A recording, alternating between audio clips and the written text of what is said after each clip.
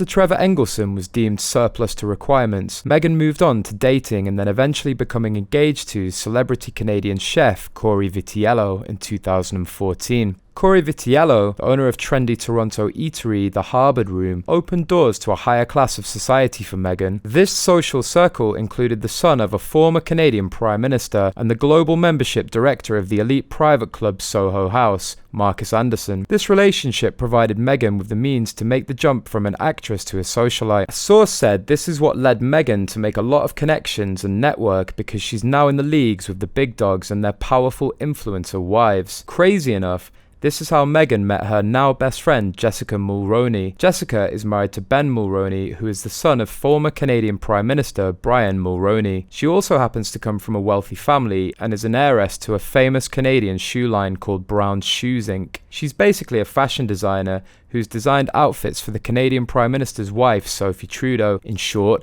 she's a very rich socialite. Our source commented on Meghan's relationship with Cory and said, "One of our closest friends knew Meghan back in Toronto during the early Suits days. She was also very close to Cory and owned her own PA agency for shoots and productions." Says Megsy would deliberately forget people's names she had met many times before in order to assert her status, and went through 2 of her PAs in a single month due to incessant bullying and unreasonable demands on the set of Suits. Known around town as a vile person to anyone, she didn't shower with honey. She said she was sleeping in Cory's bed one day, and next she was with Harry, blindsiding everyone. Meghan, being that she was previously married and engaged, has used her previous partner's connections to get to where she is now. Only she's older, has more of a sophisticated charm, and didn't spiral downward into the mosh pit of substance abuse and depression like the rest of Hollywood. Cory was friends with a lot of wealthy Canadian politicians and upper-class people, especially in the entertainment sector, though this can't be a huge shock to veteran readers of this blog. In June of 2016,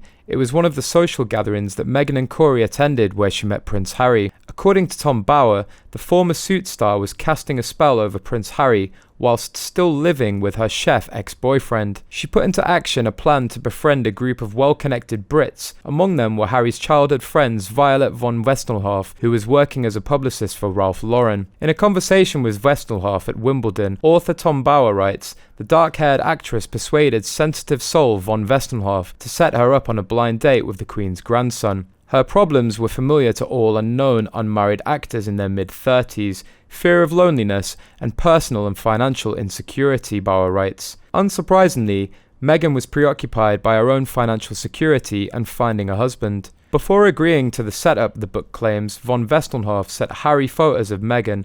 Although Bauer writes that Meghan's 2-year romance with Vitiello, a Toronto-based chef, was in its last throes when she met Harry, they still shared a home together. At the end of the week, after he returned to London, Meghan was convinced that a spell was cast and the relationship with Harry would be sealed. She told Cory that their affair was over, Bauer writes.